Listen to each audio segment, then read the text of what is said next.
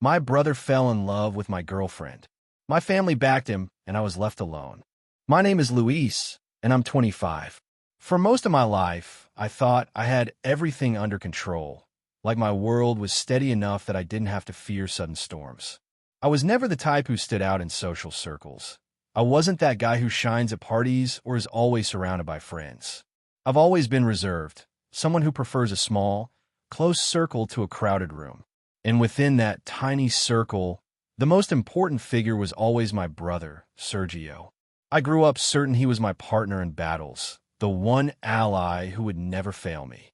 Our relationship, like any between brothers, had ups and downs, but it was solid. We shared games, secrets, conspiracies, and the kind of silly fights that dissolve into laughter. I believed that bond of blood would shield us from any adversity. I pictured us, no matter what, on the same side, shoulder to shoulder against the world. That's why it never once crossed my mind that something as ordinary as a romantic relationship could split us so brutally. Reality has cruel ways of showing us nothing is permanent. I never would have guessed a woman would be the wedge that drove the deepest crack between us. And I'm not exaggerating. One person, someone who once filled me with hope, became the root of the biggest problems of my life. Her name was Clara, and what began as a love story turned into a family nightmare I wish I'd never lived. Oddly enough, it all started simply, almost trivially. I remember a fall evening when the chill was finally replacing the heavy summer heat. True to my nature, I didn't feel like going out. Parties weren't my thing. The noise, the crowds, that out-of-place feeling. But my friend Juan, one of the few classmates I was close to, insisted I come along. He swore it wouldn't be an alcohol-soaked rager with deafening music, but a quiet, intimate get-together. I gave in, maybe because I needed a break from the grind of classes and projects.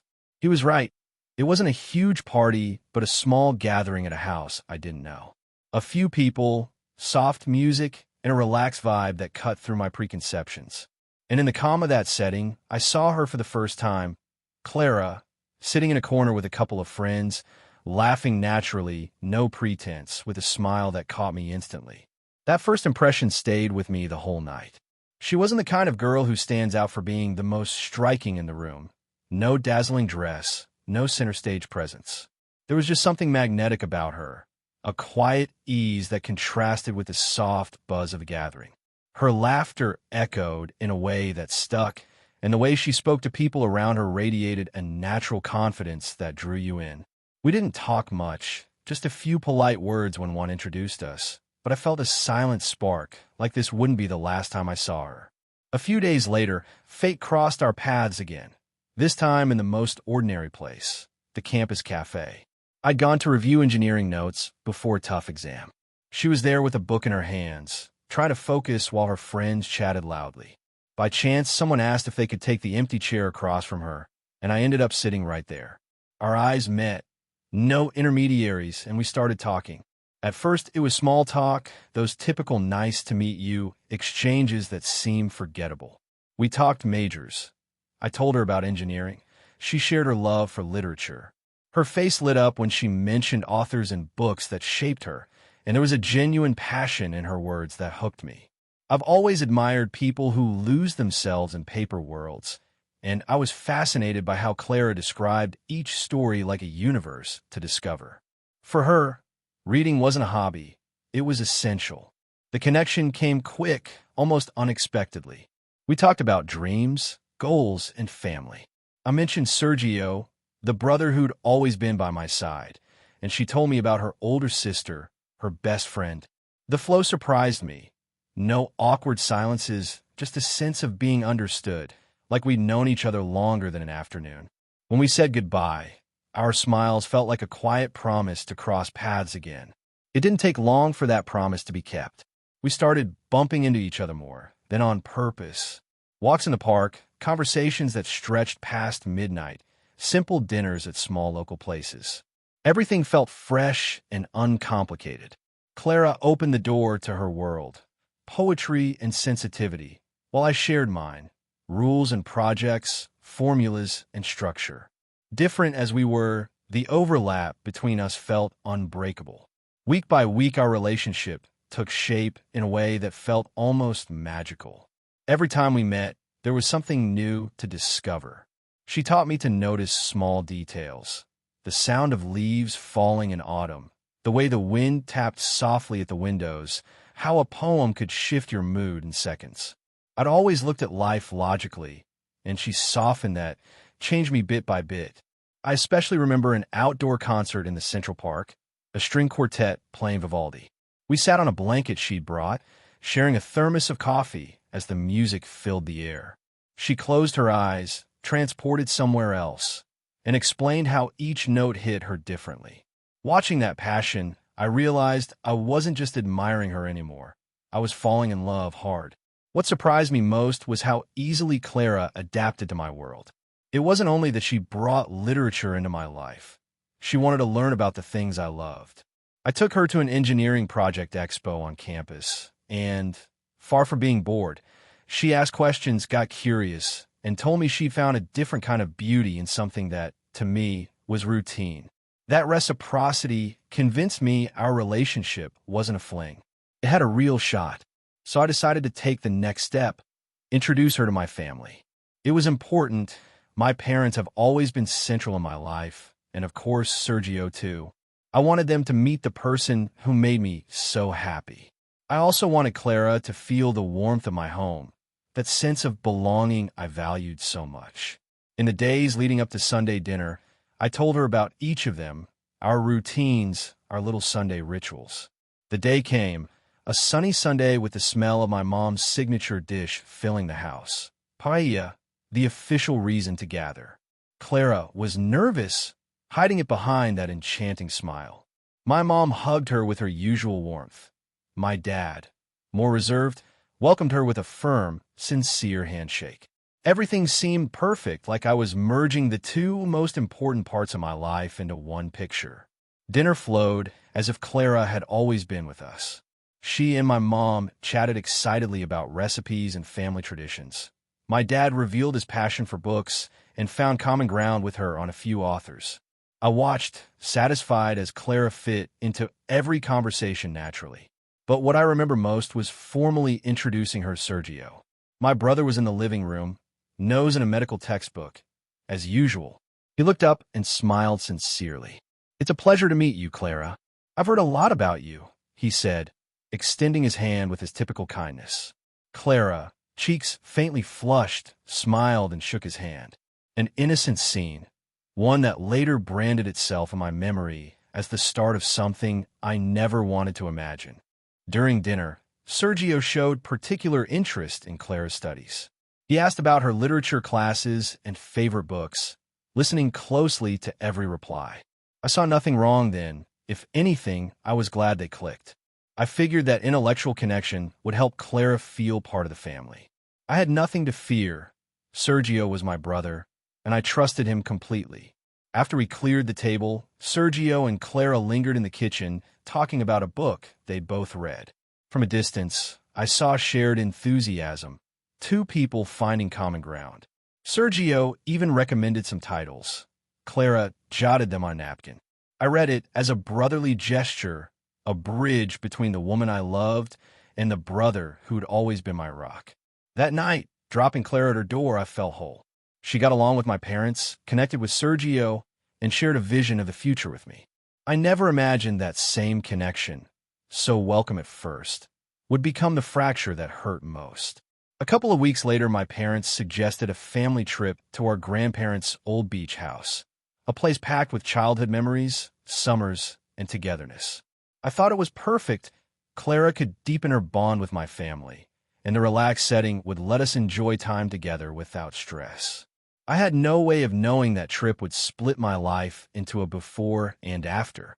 During the drive, little things stood out, things I didn't flag as red at the time. Sergio and Clara sat together in the back, sharing earbuds and laughing at inside jokes that seemed to come from nowhere. I was behind the wheel, glancing back now and then, choosing to believe it was just the growing camaraderie. There was nothing wrong with my girlfriend and my brother getting along. Still, a quiet discomfort stirred in me. The house greeted us like always, Sea breeze through open windows, salt in the air mixing with old wood, and that peculiar peace only that place had. At first, everything seemed normal, but I kept noticing small behaviors that began to intrigue me. One afternoon at the beach, I saw Sergio offer to put sunscreen on Clara's back. Nothing strange, if his hands hadn't lingered longer than necessary. My heart jolted, but I convinced myself I was imagining things. Nights brought their own doubts. We played board games in the living room, and the laughter between Clara and Sergio grew more frequent. Their glances held a few beats longer. I tried to mask my discomfort, but a storm of suspicion was building inside me. One night, unable to sleep, I went for water. Passing the terrace, I saw them talking softly under the moonlight. No physical contact, but the intimacy of that moment froze my blood. I returned to my room, trying to tell myself I was overreacting. I repeated, "Don't be paranoid. Clara loves you. Sergio would never betray you." But the seed of doubt had been planted deep. From then on, every gesture, every look, every shared laugh felt like evidence. A trip meant to unite us had become a stage for my unease. The vacation dragged on, and my unease got harder to ignore. On beach walks, Sergio made sure to stay beside Clara, carrying her things or pulling her into conversations that seemed just for the two of them. She responded with smiles that looked innocent, but there was a different shine there, one I'd never seen when she looked at me. That budding complicity weighed on my chest like a stone. At meals, their chairs seemed to inch closer each day, as if that physical closeness mirrored the bond tightening between them. I tried to steer conversations back to me and Clara, but it felt like there was a silent language only they shared. The chemistry between them had shifted beyond what's normal for in-laws. I wanted to believe I was misreading, but my gut said otherwise. One night marked me deeply. After dinner, when we were supposedly headed to bed, I heard quiet laughter from the terrace. I crept over and saw them again, talking under the moon like before. They didn't touch, but the way they looked at each other, the subtle gestures, the intimacy, it broke me inside. There was no kiss, no words I could quote as proof. What I saw was worse, an emotional bond one could no longer deny. From that moment, I lived in constant tension. I tried to convince myself my mind was playing tricks, that it was unfair to suspect them. But my instincts screamed the opposite. I became a silent guard, pretending normalcy while crumbling inside with every new sign. The cruelest part? I was still deeply in love with Clara, and Sergio was still my brother, the one I defended and supported all my life. The idea that they might be building something behind my back was an open wound just beginning to fester. And the worst was yet to come.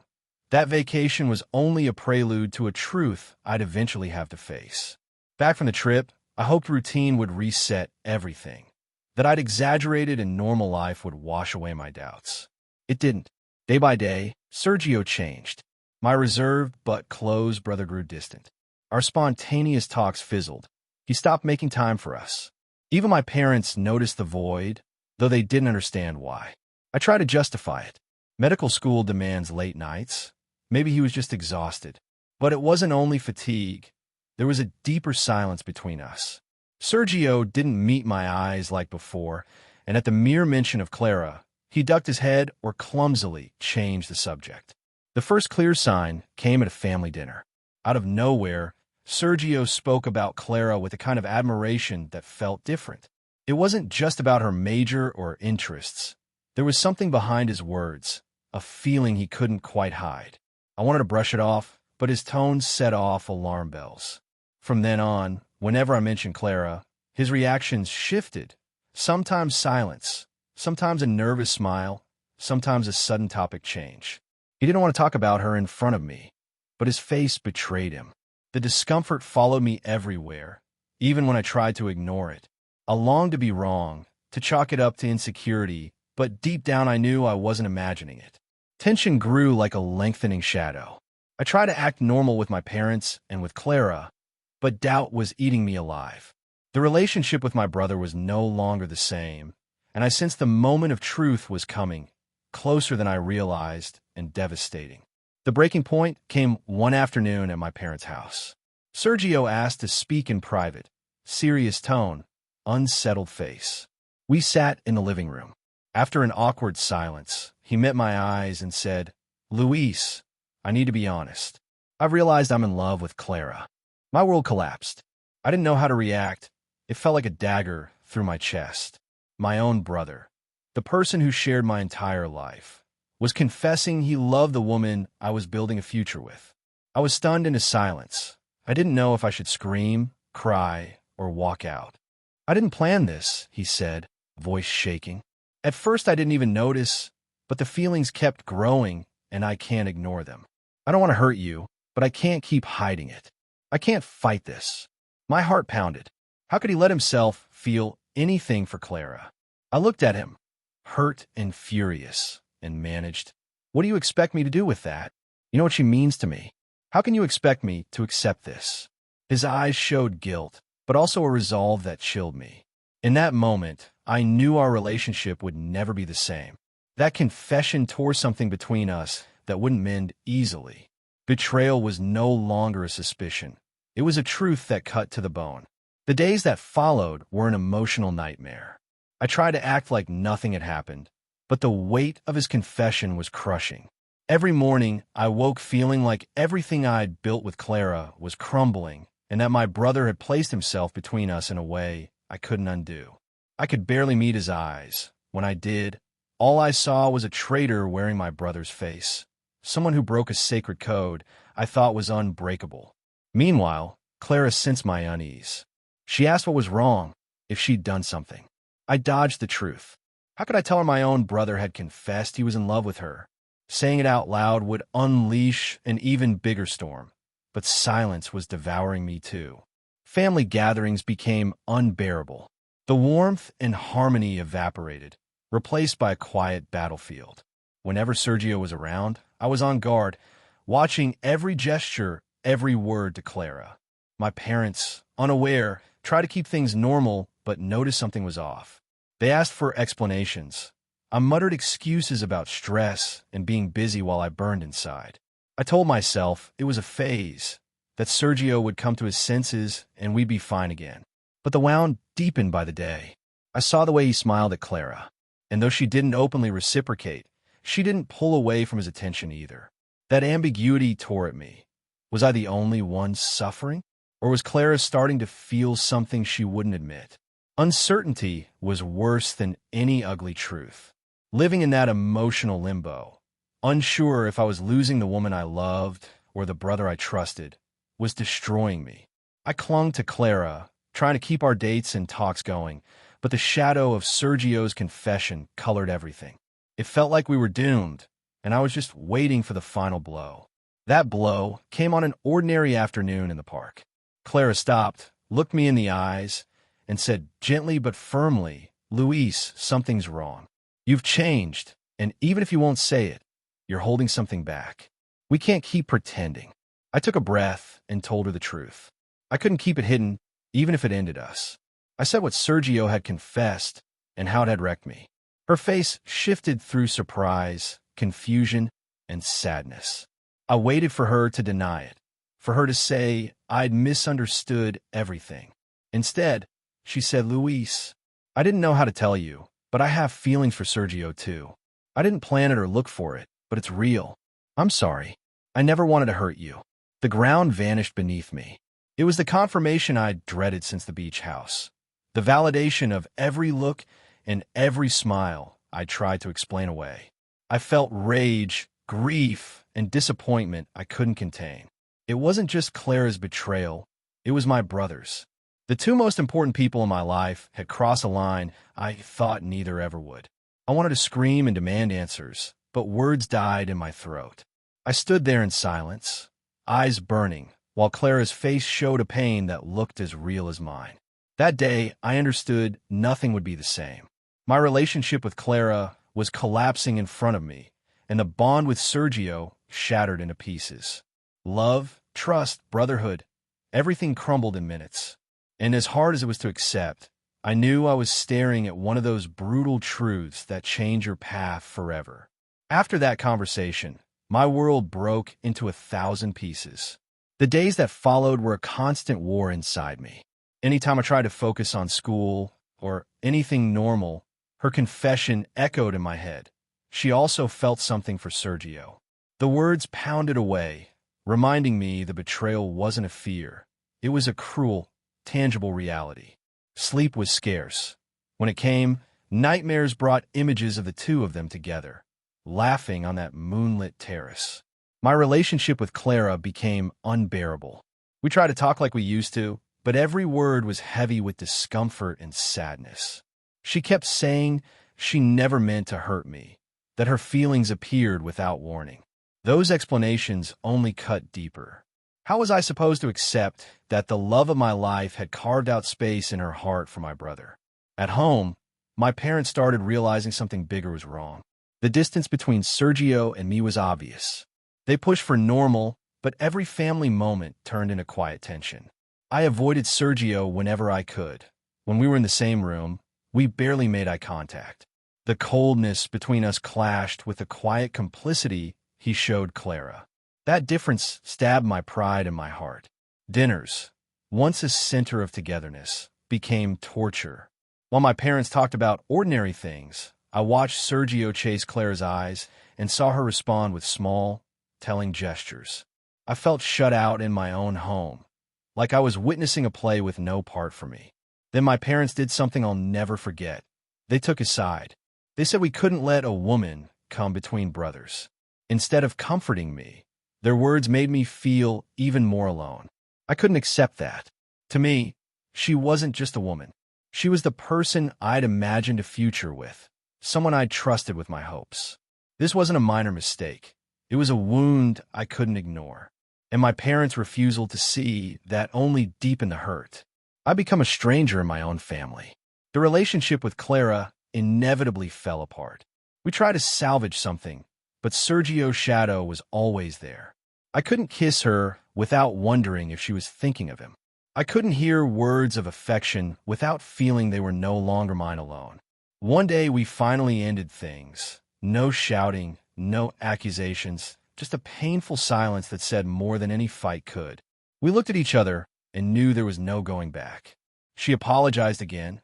Part of me wanted to hate her, but another part was simply exhausted, ready to let go of what was destroying me. The breakup devastated me. I felt like I'd lost the woman I loved, my brother, and, somehow, my parents. Loneliness settled in and stretched the days thin. I dodged family gatherings, made excuses, and when I couldn't avoid them, I stayed on the margins, saying as little as possible. Seeing them together was unbearable. Every bit of their shared chemistry reminded me of the void they'd left in me. Anger replaced pain more than once. Why me? Why my brother? Weren't there enough women in the world? Could Clara really not hold back? The questions had no answers, but they gnawed at me day and night. Frustration built like poison in my veins. I kept my calm in public, but inside I was ready to explode. The lowest point came when I learned Clara and Sergio had made it official. I'd suspected it, but the news still hit like ice water. My parents didn't condemn it. They accepted it with a naturalness that felt like an insult. They said what mattered was Sergio's happiness, and that I should move on too. It was like my pain didn't exist, like my suffering was invisible to the very people who ought to have stood by me. I felt betrayed by Clara and Sergio, and by my family. The loneliness deepened. The sense of being replaced was suffocating. That's when I decided I needed distance. I had to get away from all of them and rebuild far from the shadow of that betrayal, even if it tore me up to leave. So I moved to another city. I packed without looking back too long, leaving the family home, the memories and the fresh wounds that tied me there. The trip felt like a blend of freedom and grief. Freedom because I was finally taking control. Sorrow because this wasn't the life I'd pictured. I wanted a clean slate, far from Clara and Sergio, far from my parents' gaze that seemed to judge me for refusing to accept the unacceptable. In a new city, everything was unfamiliar. Streets, faces, routines. That strangeness could have been overwhelming, but for me it was a chance. No one knew me or my story. That gave me the freedom to reinvent myself. I found a job at an engineering firm that valued my skills, and soon my days filled with challenging projects that kept my mind busy. Work became a refuge, proof that I had worth, and a place that didn't remind me of the past.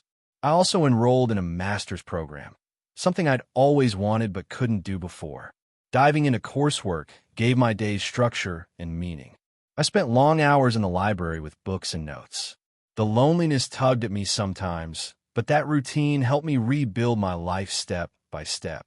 Some nights, I still thought of Clara and what we'd shared, but over time those memories dulled into reminders of what not to repeat. Distance didn't erase the scars. Nostalgia hit now, and then memories of laughs with Sergio, walks with Clara, family dinners that felt like they belonged to another life. I wondered if they were truly happy, if the weight of what they'd done ever pressed on them. Then I'd force myself to stop. That wasn't mine to carry anymore. They'd made their choice, and I'd made mine. In that reconstruction phase, I found new ways to channel emotion. I joined art workshops on campus, something I never imagined doing. Their expression wasn't about formulas, but colors and feeling. Painting became a quiet therapy where I could pour out what I carried inside. Stroke by stroke, I found a peace I hadn't felt in a long time. That's where I met Elena, a local artist with a kind of energy that radiated life. From our first conversation, her way of seeing the world surprised me. So different from Clara's, and yet fascinating in its own way. Clara found her voice in words. Elena spoke through color and form. Her art was about transformation, resilience, and how pain shapes us into something stronger. It resonated with me, like her canvases were telling my story without knowing it. We started talking more, first about art and technique and hidden meanings, then about life. She asked what brought me to the city. I didn't share everything at first, but slowly I opened up. Her patience and her listening made me feel comfortable, something I hadn't felt in a long time. With her, I learned to share again, to loosen the fear that had rooted in me after Clara and Sergio. It wasn't easy. My heart was armored, and every attempt at closeness triggered distrust. Elena never pushed. She gave me space and showed me not everyone is destined to hurt you. That respect helped me start trusting again. My days brightened because she was in them. It wasn't just work or school keeping me afloat. It was the excitement of seeing Elena, hearing her ideas, sharing simple meals after workshops. Friendship deepened into something else. I caught myself smiling more, no longer looking back with bitterness, but at the present with gratitude. Deep down, I still had scars, but I realized I was ready to try again. Elena was a light in the darkness, a reminder that calm can follow the storm. The road ahead was long, but for the first time in a while, I felt I was headed the right way. Time moved on, but my family never fully disappeared from my orbit. My mother, the peacemaker, started visiting me. At first, the visits were short and quiet. Eventually, they became more frequent. She brought news from home, updates on my dad, the neighbors, and inevitably, Sergio and Clara. I tried to avoid the topic, but it was impossible. My mother spoke like she wanted to convince me it wasn't that bad. She said I needed to forgive, that Sergio was my brother, and that a woman shouldn't come between us. Those words pierced me. They minimized what I'd lived through, treating my pain like a misunderstanding. I listened silently while my blood boiled. On one visit, she told me Sergio and Clara were getting married. I'd suspected it, but hearing it confirmed still hit hard. I wasn't invited, not a surprise, but the fact that my parents attended and supported it was another knife twist. I felt they had truly turned their backs on me, that I was the only one still carrying the weight of a wound they deemed unimportant. I wrote Sergio a letter, more a farewell than congratulations. I said I needed time. I couldn't be in his life while I was still bleeding. I didn't insult him. I didn't pile on blame. I was clear. What he did destroyed something irreplaceable between us. I didn't expect a reply, but a few days later, a letter arrived. Not an apology, but an acknowledgement. He said he understood my decision and hoped someday we could rebuild something, even if it wasn't what we'd had. I tucked that letter in a drawer. It was proof my brother still thought about me, but also a reminder of what I'd lost. I wasn't ready to forgive or even talk. I focused on what I was building, my career, my studies, and a growing relationship with Elena that proved love could exist without pain and betrayal. Months later, another piece of news rattled me. My mother said Sergio and Clara had had a son, Lucas, a simple name, but meaningful to them. Hearing it sparked a swirl of emotions. There was a sharp pain, because the baby marked the consolidation of a relationship born of betrayal. But there was also an odd sense of closure, as if that fact finally sealed the end of any illusion I'd had about Clara. That night, I lay awake wondering what Lucas was like, who he resembled, whether he'd ever learn how his parents began. I felt a kind of distant affection for him, just for being my brother's child. At the same time, it hurt to admit that he would forever remind me of what I'd lost. A contradiction that was hard to digest. In the end, I saw there was no point clinging to feelings that only destroyed me. So I decided to take a step toward reconciliation. Not because I was ready to forgive completely, but because I realized I couldn't live chained to resentment. I texted Sergio and invited him to visit me. I didn't say much, just that we needed to talk and couldn't avoid it forever. I didn't expect a quick response, but he answered the next day and agreed. When the day came, I was more nervous than I wanted to admit. We met at a quiet cafe, neutral territory. He looked different, dark circles, a tired face, but still with that calm demeanor. We shook hands awkwardly, heavy with years of distance and anger. Then for the first time in a long while, we talked like brothers. It wasn't easy.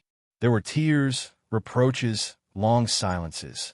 I explained the pain I'd carried, how displaced and betrayed I felt. He admitted he handled it badly, that he never meant to hurt me, that he couldn't help falling in love with Clara. He showed me photos of Lucas. Seeing them tore me up, but it also stirred a strange tenderness. He was my brother's child. In some way, a piece of me was in that little face too. After that cafe, I felt bittersweet. Saying the hurt out loud was cathartic, freeing it in front of the only person who could grasp its size. But the wound remained. No amount of tears or acknowledgement could instantly fix what marked our lives.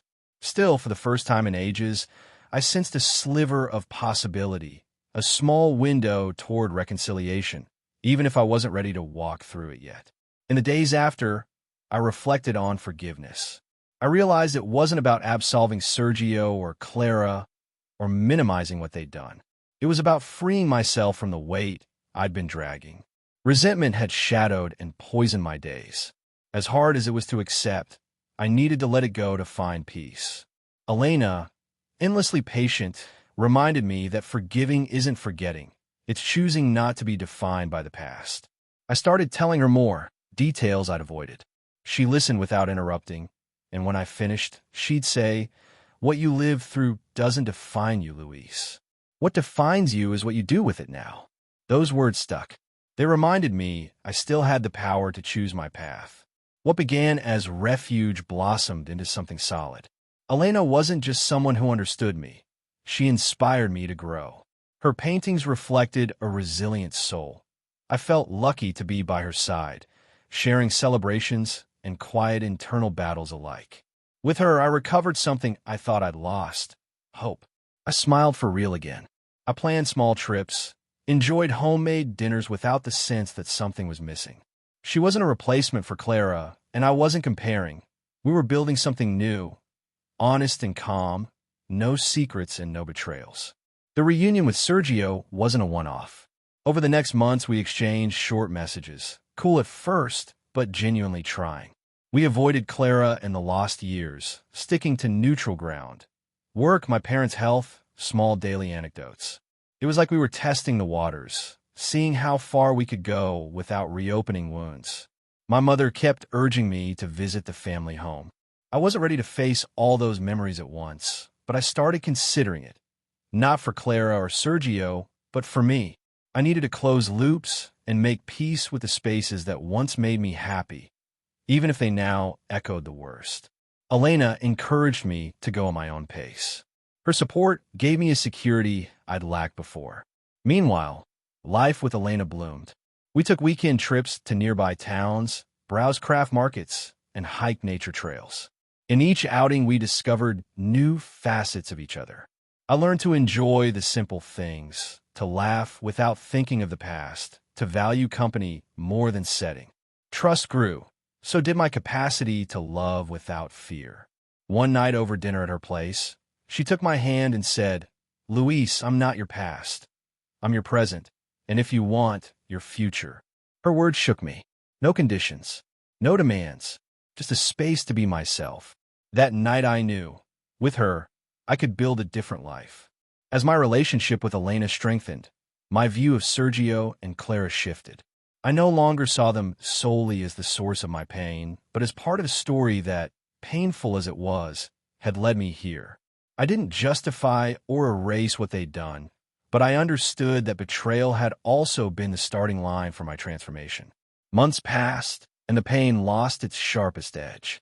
Time, distance, and Elena's support showed me life doesn't stop, no matter how hard the storm.